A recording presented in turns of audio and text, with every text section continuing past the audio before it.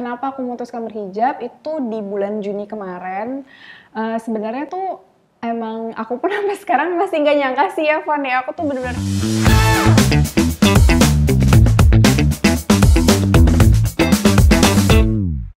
Halo semuanya, kembali lagi di Ladies Talk Gift. Nah, kembali lagi bersama saya Foni. Kali ini topiknya apa sih? Nah, topik kali ini adalah kita akan membahas tentang social circle. Nah, dimana ini adalah suatu, kalau berhijab itu kan suatu manifestasi diri dari kesadaran ya untuk menjadi pribadi atau seseorang yang lebih baik lagi. Dan dimana ini juga perlu banget ya dukungan yang positif atau dorongan dari social circle kita. Siapa sih tamu kita kali ini? Ana Oktarina. Oke. Halo Kak, apa kabar? baik, alhamdulillah. Bisa diceritakan apa sih kegiatannya sekarang, kesibukannya setelah off ya dari girl band Princess? Awalnya sebenarnya pas di Princess itu emang udah setelah selesai, di tengah-tengah itu emang Instagram tuh udah emang mulai semua orang tuh pada main Instagram. Iya, jadi emang aku seneng foto juga dan seneng di foto juga. Jadi kayak sambil kerja syuting yang kebetulan emang keluar kota, aku sambil bawa kamera, jadi sambil foto-foto. Terus akhirnya jadi kayak mendatangkan kerjaan aja sih ke aku. Kayak banyak yang nawarin kayak brand-brand, terus atau beberapa kayak lokal brand juga ke fashion. Jadi emang aku lebih senengnya emang lebih ke fashion OOTD dan lebih ke lifestyle gitu. Oke, jadi berawal dari hobi ya? Iya, Oke, berawal jadi, dari hobi ya. Tapi mungkin apa sih motivasinya dari Ana Oktarina untuk pada akhirnya mengembangkan dari hobi fotografi dan juga bisnis? Mungkin ada cerita menarik nih selama menjalani kedua bidang tersebut selama bersamaan. Iya, awalnya kan aku emang jadi digital creator itu emang senengnya aku emang lebih seneng di foto gitu. Cuman lama-lama ya mengharuskan aku untuk punya kamera juga kan gitu. Karena pekerjaan itu emang ya kadang bisa pakai smartphone tapi harus pakai kamera. Akhirnya aku mengumpulkan uang, aku beli kamera yang ternyata akhirnya kok aku suka sama dunia fotografi juga gitu. Awalnya mungkin karena aku sering difotoin, aku juga jadi bantuin teman-teman aku untuk foto, mau dong kita jalan yuk, explore Jakarta yuk, kita sambil foto OOTD-an. Akhirnya aku kan jadi tahu angle teman-teman aku ya, oh ternyata tuh si A nih beda ya angle-nya, sukanya yang sebelah kanan, kiri atau dari bawah gitu. Jadi aku kayak lama-lama belajar otodidak untuk dunia fotografi gitu. Jadi emang nyambung sih antara digital creator, pekerjaan aku yang emang senangnya foto, dan akhirnya juga emang seneng fotoin orang-orang juga gitu. Oke, jadi kan awalnya itu Ana Oktarina itu tidak berhijab ya? Oh iya, benar. Oke, mungkin bisa ceritain nih apa sih motivasi awalnya sehingga jadinya tuh mantap berhijab? Kenapa aku memutuskan berhijab itu di bulan Juni kemarin. Sebenarnya tuh emang aku pun sampai sekarang masih nggak nyangka sih ya, Van ya. Aku tuh bener-bener nggak nyangka banget.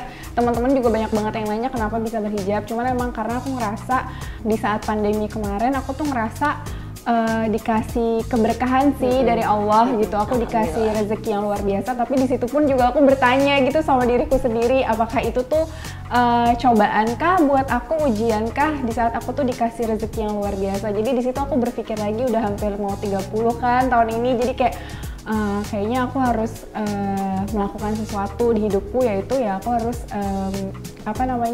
mentaati kewajibanku sebagai seorang umat muslim, apalagi sebagai seorang perempuan gitu, yaitu menutup aurat gitu sih. Tapi ngomong-ngomong nih, setelah berhijab ada nggak sih pengaruhnya untuk karir seperti sekarang ini?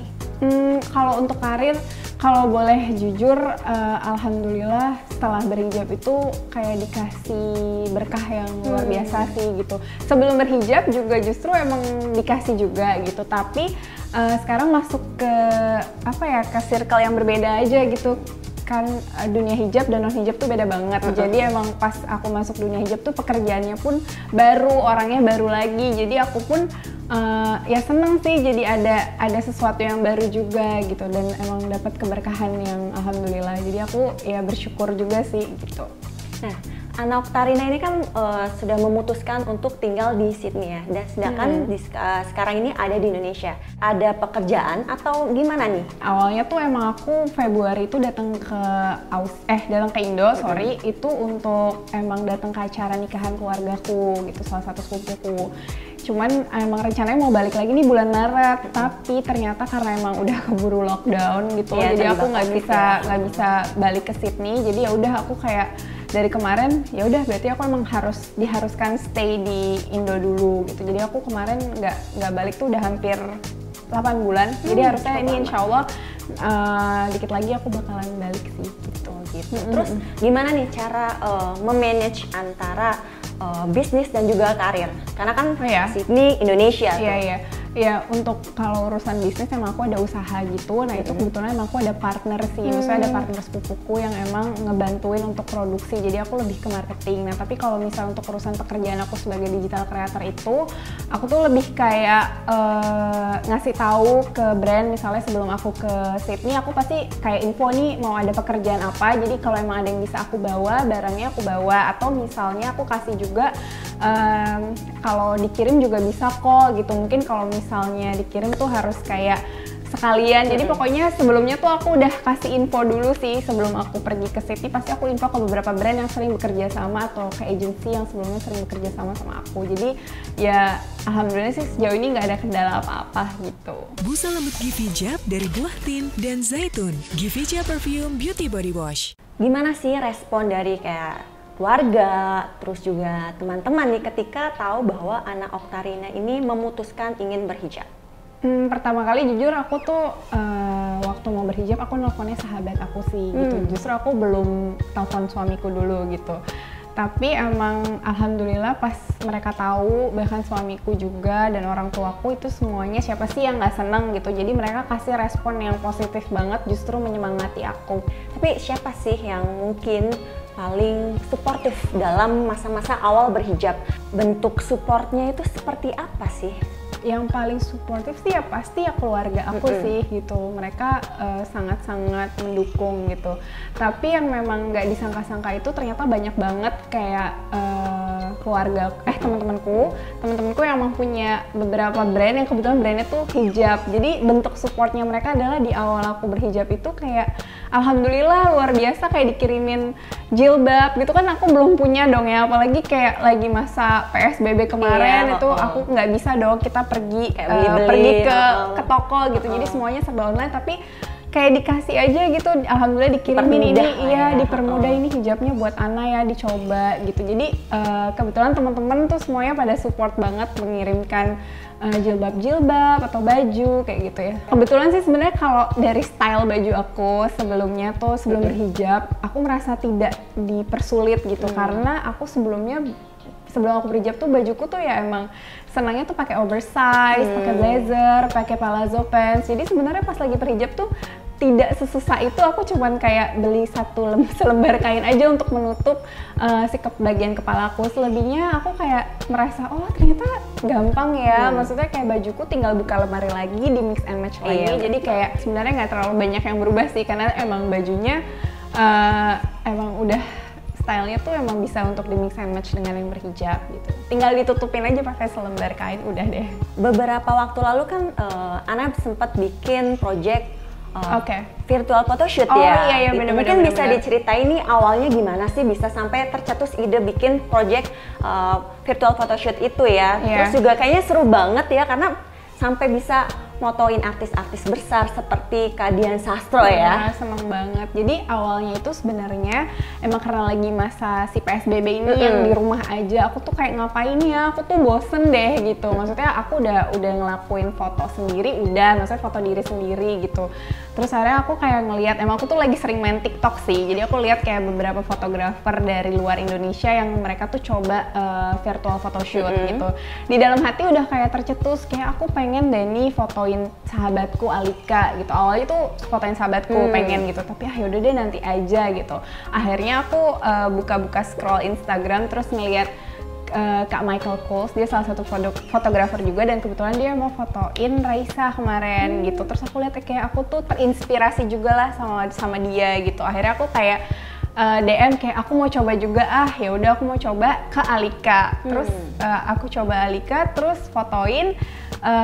Dan aku tuh biasanya emang tipe orang yang jarang banget upload hasil fotoku di Instagram feed aku. Akhirnya ya udah aku cobalah upload dan ternyata responnya positif banget, kayak semuanya bilang tuh ih bagus, mau dong difotoin, mau dong, kayak bukan Alika. Jadi setelah Alika tuh banyak nyamber gitu loh, kayak misalnya ada kayak Kak Ayla Dimitri, terus ada Marsha Arwan juga, alhamdulillah dia kayak Kak Ana aku mau dong difotoin. Jadi kayak semuanya tuh langsung minta fotoin ke aku, sama ada Mika Tambayong, terus aku sempat fotoin juga om aku Chico Jericho, aku fotoin. Terus ya udah tiba-tiba kenapa bisa akhirnya fotoin Dian Sastro? Aku tuh sebenarnya nggak kenal sama Dian Sastro. Itu tuh kayak emang ya idolaku lah ya, dari zaman dulu aku nonton film Ada Pandangan Cinta. Tapi emang aku follow dan dia juga kebetulan follow. Terus pas Kak Ayla posting foto hasil virtual photoshootnya yang aku fotoin, kayak entah mengapa langsung Dian Sastro kayak komen kayak aku mau dong difotoin sama Ana. Aku tuh kayak gemeteran banget tangan aku, kayak ini beneran nih. Aku kayak langsung DM dia gitu secara pribadi, dan iya Ana aku mau dong dicobain foto sama Ana, penasaran kayak apa sih gitu. Mungkin kayaknya sebelumnya dia pernah difotoin sama temennya, cuman dia mau coba. Aku tuh ngerasa langsung kayak apa ya, seneng, terharu, bahagia, kayak ini gue dipercaya nih sama Mbak Dian gitu. Ya udah akhirnya aku langsung kayak atur jadwal, 2 hari kemudian aku bikinin mood board buat dia, aku bantuin stylingin dan ngedirect.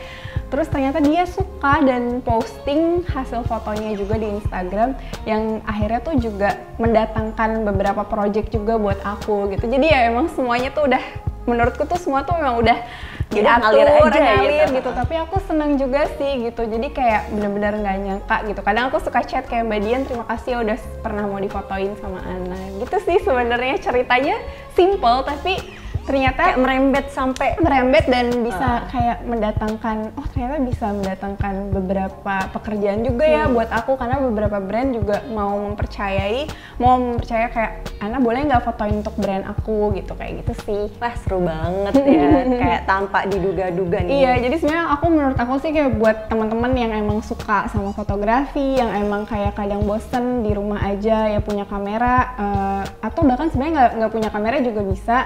Kayak bisa dicoba sih menurutku, kayak nggak perlu takut untuk berekspresi gitu loh. Jadi kayak kalau emang kamu punya kebiasaan ya coba aja gitu, karena setelah itu banyak banget followersku yang juga alhamdulillah jadi terinspirasi, ikutan juga sering nge-tag aku. Jadi aku seneng lah masa PSBB kemarin kita tuh bisa saling satu sama lain tuh bisa kasih inspirasi gitu. Aku terinspirasi oleh followersku dan followersku juga terinspirasi sama aku gitu. Oke. Mungkin seperti yang sebelumnya nih, kalau misalkan ada yang mungkin hobi fotografi, kayaknya nggak usah takut malu-malu untuk upload ya. Karena mungkin tadi kan Ana sempat bilang sebenarnya jarang banget nih ya upload hasil fotonya ke feed. Tapi ternyata setelah, kan kita nggak tahu ya. Iya benar banget sih, karena menurut aku kalau emang teman-teman merasa punya ide-ide yang pengen disalurkan ya, kayak ajak aja temennya untuk jadi modelnya, atau kalian yang pengen jadi model untuk difotoin sama temennya. Jadi kayak saling satu sama lain saling ini aja berkomunikasi, kayak mau dong bantuin foto, terus coba upload, mana tahu bisa jadi pekerjaan lah buat kalian juga gitu kan. Banyak banget ya anak-anak muda sekarang menurut aku kreatif banget gitu, lebih kreatif dari aku malah kayaknya gitu sih. Oke.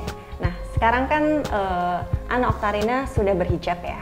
Ada nggak sih mungkin sosok wanita yang menginspirasi, khususnya wanita berhijab ya, menjadi inspirasi dari Ana Oktarina, dan mungkin juga bisa jadi inspirasi dari gaya fashion hijabnya Ana Oktarina? Sebenarnya kalau untuk inspirasi fashion itu kayak menurutku wanita berhijab di Indonesia tuh banyak banget dan bagus-bagus banget. Tapi aku kalau ditanya salah satu cerita kenapa aku bisa berhijab yang kayak bukan memutuskan sih, maksudnya ada terselip di ceritaku itu di saat aku lagi pengen berhijab itu adalah Laudia Cynthia Bella. Wow. Iya, jadi kebetulan emang aku kan dulu pernah syuting film bareng gitu. Jadi ya udah pernah, nggak temenan banget sih, cuman maksudnya kita udah pernah kenal ya, satu lokasi syuting bareng gitu. Waktu aku malam-malam lagi pengen memutuskan buat coba nonton YouTube, pengen tahu lah cerita-cerita berhijab tuh inspirasinya dari perempuan-perempuan di Indonesia tuh siapa, yang nggak tahu kenapa kayak Allah tuh ngasihnya tuh Laudia Cynthia Bella gitu, dan aku tuh langsung relate dengan ceritanya dia gitu. Jadi pas waktu aku berjilbab beberapa hari kemudiannya, dia pun juga tiba-tiba ternyata langsung chat aku kayak kontak batin gitu loh, maksudnya kayak Masya Allah Ana gitu, kayak Alhamdulillah aku senang banget gitu. Terus yang ternyata juga akhirnya dia mempercayakan untuk ngajak aku kerja sama. Jadi foto aku jadi model pertama kali berhijab itu adalah untuk brandnya dia gitu. Jadi menurut aku kisahnya dia itu cukup aku jadikan inspirasi untuk aku memantapkan berhijab gitu, karena memang relate banget ceritanya tentang hidup aku gitu. Oke, jadi secara nggak langsung itu alasan kenapa Laudia Cynthia Bella itu menjadi sosok wanita yang menginspirasi. Iya, bener banget. Ana Oktarina punya tips nggak nih untuk wanita hijab, audiens kita lah ya, untuk tetap produktif dan juga berpikir positif di saat PSBB kayak gini? Iya, jadi menurut aku untuk teman-teman yang mungkin berkegiatan di rumah, apalagi kalau kayak aku kan senang juga tetap beraktivitas ya, walaupun di dalam rumah aku tuh suka foto-foto sendiri untuk kerjaan aku. Terus juga kadang-kadang aku juga harus virtual photoshoot beberapa klien yang mengharuskan aku ya aku tetap harus pakai hijab dong walaupun di rumah aja, karena kan aku bakalan berinteraksi dengan mereka. Jadi awal-awal sih sempet ngerasa kayak kayak ada titik di mana ya Allah bosen gitu, atau gimana ya pas aku menemukan kegiatan-kegiatan itu nggak nih aku harus semangat gitu. Kadang kalau misalnya aku lagi ngerasa kayak kayak aku ngerasa lagi pengen pikiranku tuh lebih kayak merasa dimanjain gitu loh, kayak pengen yang wangi-wangi, terus pengen yang bikin aku tuh jadi fresh. Aku tuh langsung kayak oke, aku harus mandi pakai gift hijab, karena menurut aku selain juga bikin pikiran kita juga jadi jadi tenang juga, nyium bau-bau yang enak gitu. Kalau misalnya sambil mandi pakai air hangat gitu kan enak banget ya kalau habis beraktivitas yang capek.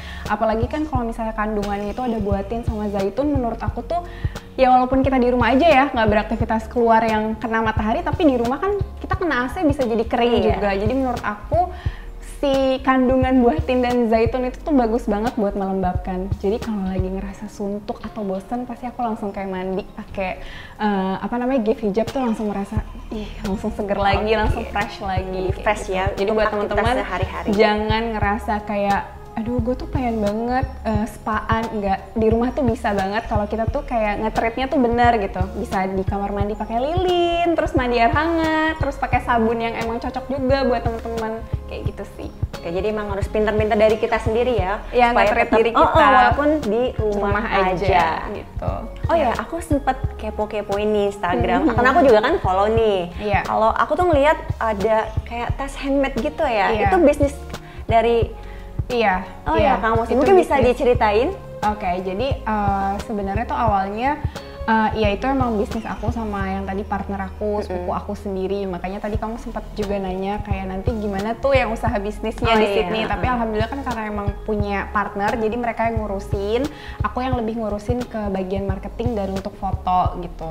Aku emang punya usaha tasnya tuh handmade. Jadi karena aku mungkin semenjak aku tinggal di Aussie, aku tuh ngerasa kayak handmade itu tuh berarti banget gitu, sesuatu yang dikerjain sama pengrajin Indonesia tuh menurut aku tuh bagus banget hasilnya. Makanya aku tuh bercita-cita, kita kan nggak apa-apa ya berangan-angan, pengen banget si tas-tas handmade aku ini tuh bisa nantinya suatu hari nanti bisa mungkin punya pop-up store di Sydney gitu kan, amin. Jadi emang konsepnya itu aku emang beads dan emang crochet bag gitu, jadi emang semuanya dikerjain pakai tangan-tangan pengrajin kita gitu sih, kayak gitu.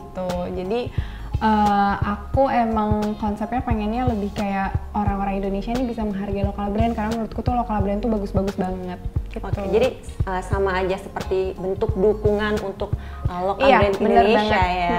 Bener banget. Karena kan sekarang juga ternyata produk lokal itu nggak jauh beda bagusnya loh ya sama produk luar gitu. Makanya that's why aku kayak pengen banget si lokal brand, ya sebenarnya untuk semua lokal brand sih, tapi untuk yang aku ini aku lebih pengen karena tuh di Australia tuh menurut aku terkadang lebih kayak melihat sesuatu yang handmade, yang etnik, yang otentik itu mereka tuh seneng gitu. Jadi kayak aku pengen juga suatu hari nanti bisa merambah ke pasar itu gitu, pasarnya Australia gitu.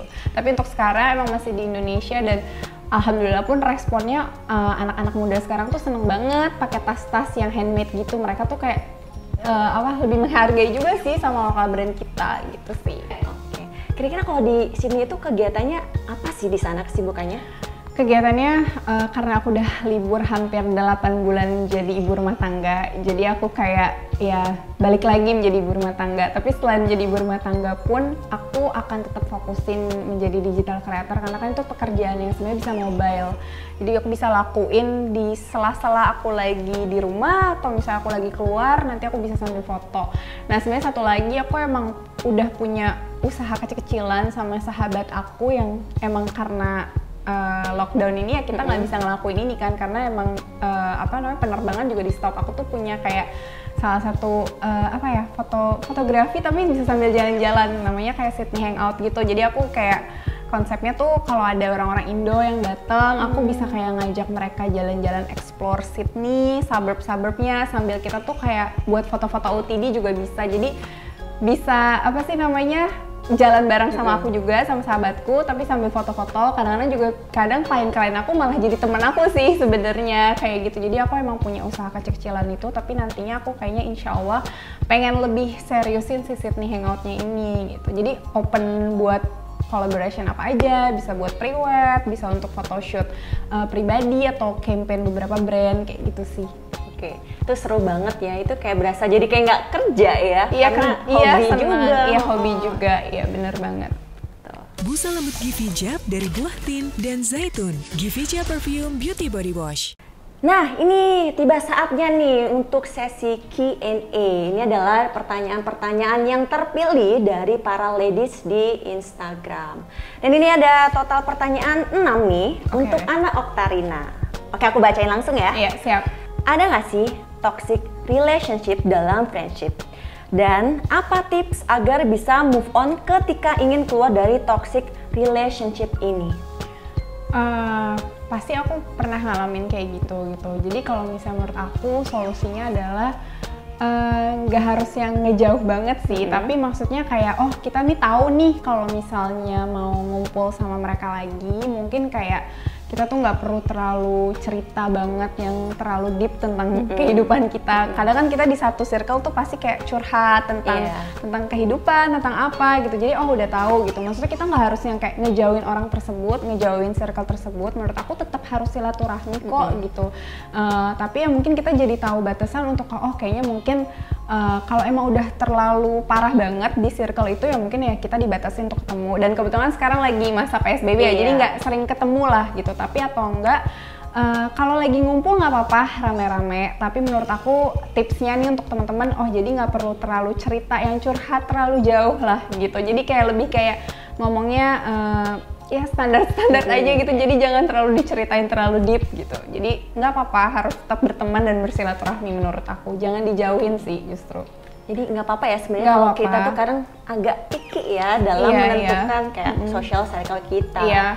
Karena ya untuk kesehatan mental kita juga lah ya sebenarnya, karena daripada jadi pikiran kan. Iya, tapi menurutku ya emang kayak tadi nggak harus yang ketahuan banget kayak kita nih baik gitu ya, kita nggak mau ngobrol lagi enggak. Kalau misalnya dia nanyain kabar kita juga boleh sesekali ngumpul-ngumpul bareng, tapi kita jadi tahu batasan lebih kayak gitu sih. Kalau aku ya gitu, kalau yang lain kan aku nggak tahu, tapi ini solusi mungkin buat teman-teman yang lagi merasakan hal yang di saat yang pertanyaan yang tadi teman kasih pertanyaan seperti itu gitu. Jadi komunikasinya mungkin agak omongannya nggak terlalu deep lah ya gitu, tapi gitu. tetap bersilaturahmi gitu. Nah, pertanyaan yang kedua, bagaimana membedakan lingkungan pertemanan yang sayang, tulus dan suportif dengan yang hanya mengambil manfaat menurut Mbak Ana? Aduh, manggilnya Mbak Ana nih. Yang apa-apa. fake gitu ya.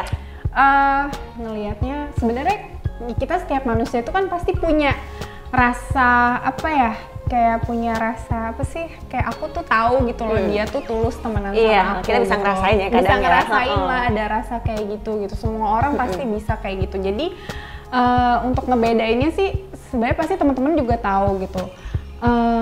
Kalau aku sih lebih kayak kalau emang yang tulus, ya udah pasti kita bakalan deket lah ya sampai sekarang, sampai bertahun-tahun ke depan gitu. Tapi yang mungkin emang nggak tulus atau dibilangnya kalau zaman sekarang tuh fake gitu, yang seperti aku bilang hampir sama dengan yang sebelumnya, kita tetap silaturahmi aja, baik ke mereka gitu. Kalau merekanya juga ibaratnya ke kitanya juga nggak baik, tapi kita tetap berusaha untuk nggak ngomongin balik atau ngejahatin balik atau bahkan ngejauhin. Justru sebenarnya orang-orang yang mungkin nggak tulus sama kita, ya udah kita tetap baikin aja, karena aku tahu pasti nanti ya mereka juga akan sadar sendiri gitu loh. Jadi menurut aku untuk ngebedain pasti semua manusia tuh punya rasa di mana bisa membedakan yang mana yang tulus dan yang mana yang enggak. Ya kalian pasti udah bisa melihat itulah gitu. Oke, jadi jangan salahkan insting juga, karena biasanya kan kita berawal dari insting dulu nih ya gitu.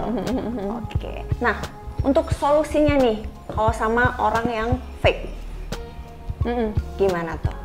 Oh, untuk kalau tiba-tiba aku punya teman yang fake.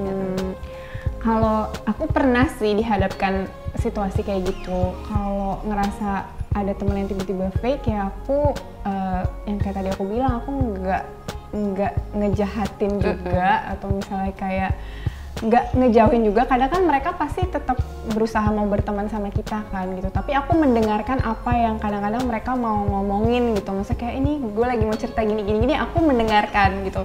Tapi yang kayak tadi aku balik lagi ke poin pertama, aku jadi tahu nih pelajaran buat hidup aku kalau aku tuh nggak perlu ngomong semuanya tentang kehidupan aku. Jadi kita hanya berusaha kalau emang lagi ngumpul dengan orang-orang itu atau lagi diajakin bersilaturahmi sama dia, ya udah kita menjadi pendengarnya. Kalau diajakin buat ngomongin orang, kayaknya aku enggak gitu. Karena menurut aku itu juga toxic juga sih gitu. Ngompor-ngomporin atau apa kayak gitu sih. Itu ya. Lebih, jadi sebenarnya kita lebih jadi pendengar aja gitu. Karena biasanya sekarang tuh cewek-cewek kalau udah ngobrol nih, kadang nggak bisa ngerem nih, semuanya diceritain, jadi mungkin bisa pintar-pintar juga. Atau bisa menurut aku kalau misalnya lagi di circle yang memang tujuannya kayak untuk apa ya, kalau dalam bahasa sana mungkin ngomongin orang atau ngomongin circle, menurut aku lebih kayak kita sebagai orang yang di tengah ya, maksudnya kita bisa mengalihkan pembicaraan tersebut gitu loh, kayak kita ngebahas yang lain yuk gitu. Itu sih aku tuh seringnya kayak gitu, jadi aku nggak mau ikut ngomongin ke hal yang tersebut. Jadi aku lebih kayak gimana nih kabarnya ini, aku lebih kayak ngebahas yang lain atau kerjaan lo apa. Itu buat teman-teman tips kalau lagi ada di circle yang mungkin agak-agak toxic, bisa langsung kayak coba mengalihkan pembicaraan. Jadi biar teman-temannya juga ngerasa tersadar, oh iya ya, kok dia nggak mau ikutan gabung ngomongin orang juga, jadi dia ngerasa jadi mungkin aja bisa jadi positif kan gitu, kayak gitu sih.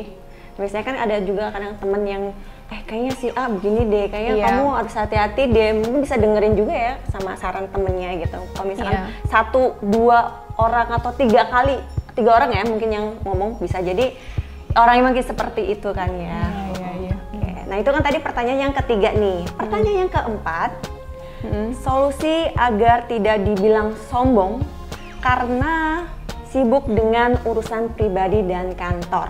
Oh iya.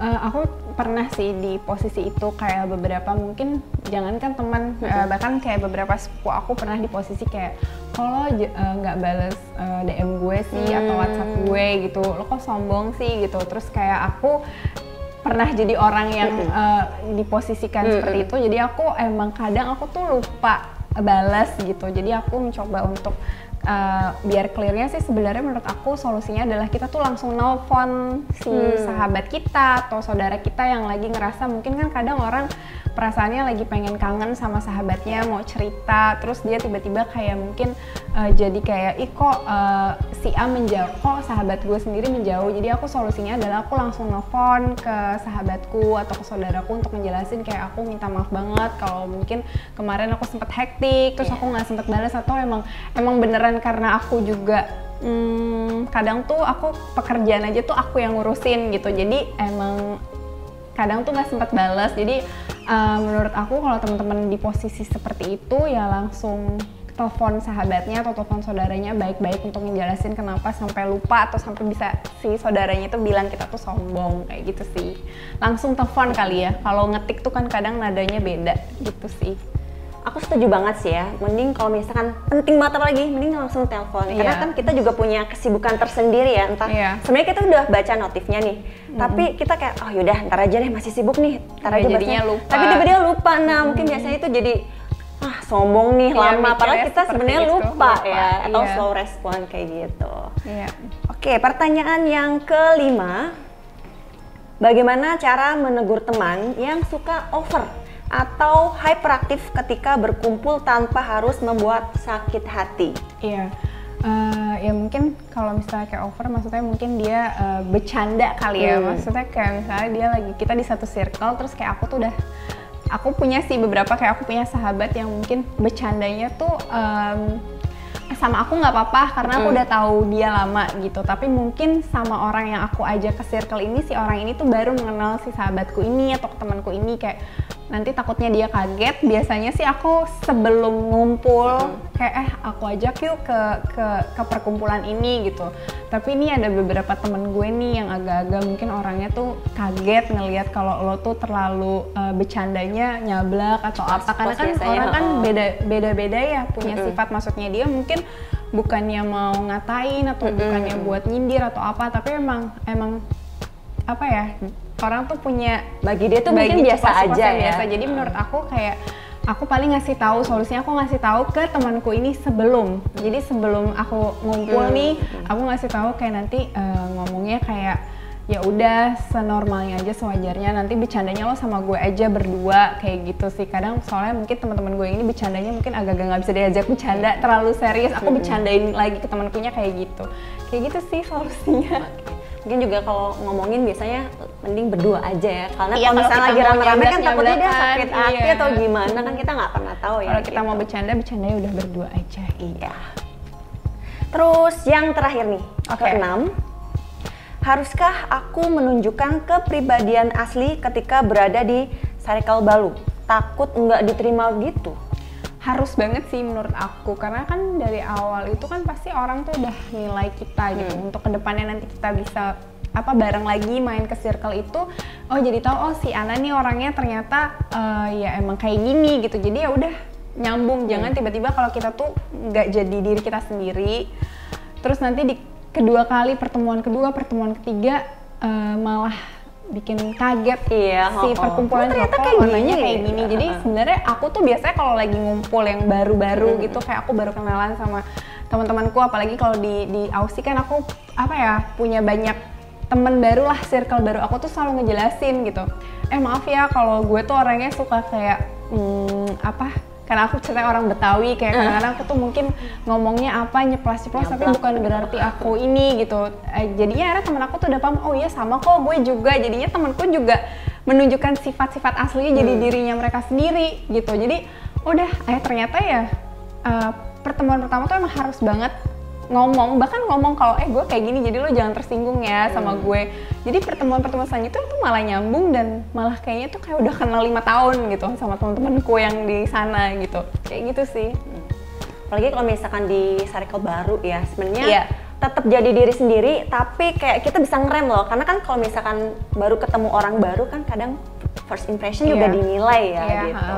Jadi nggak lupa untuk tetap jadi pribadi diri sendiri gitu. Yap, tadi kita kan udah panjang lebar nih ngobrolin tentang social circle. Mungkin ada pesan nih dari Ana Oktarina buat ladies nih khususnya, untuk jangan takut memakai hijab. Apalagi misalkan jadi penghambat karir lah, atau mungkin karena faktor kenyamanannya. Karena kan kalau pakai hijab identik kita tuh pakai serba panjang, terus gerah. Sedangkan cuaca di sini kan ya panas lah ya gitu. Tips dari aku untuk teman-teman yang mungkin dalam hati udah pengen berhijab tapi masih kayak nanti dulu ntar inilah ntar itu ya menurut aku emang coba harus dimantapkan dulu gitu. Jangan kayak nanti tiba-tiba pakai terus nanti lepas lagi. Tapi gitu. Menurut aku nggak usah takut kok gitu, karena menurut aku justru tuh hijab itu bikin aku nyaman, terus bikin aku juga justru jadi terlindung juga dari segala apapun, dari matahari juga, dari kalau kita lagi jalan sendirian juga lebih terlindungi. Terus kayak nggak usah takut kayak aduh nanti gerah atau misalnya apa, karena kan solusinya tuh udah banyak banget. Solusinya tuh kayak bisa nanti kalau kita sebelum beraktivitas kita juga bisa mandi juga kan gitu, dan setelah beraktivitas pun kita juga kalau misalnya lagi udah keringetan panas kan ada gift hijab, jadi nggak perlu ngerasa takut gerah karena merasa emang fresh setelah kita mandi pakai gift hijab tuh menurut aku ya jadi segar kembali gitu. Oh ya, aku juga mau ngingetin nih buat para ladies di rumah, kalau Give Hijab Refresh Body and Mind live concert di Instagram Give. Kapan acaranya? Tanggal 3 Oktober 2020. Oke, jangan lupa nontonnya, dan ini sekaligus menjadi penutup perjumpaan kita kali ini. Tadi kita udah ngobrol banyak nih. Thanks for watching. Jangan lupa nonton Give Hijab di Ladies Talk episode selanjutnya. Give Hijab Perfume Beauty Body Wash, Refresh Body and Mind.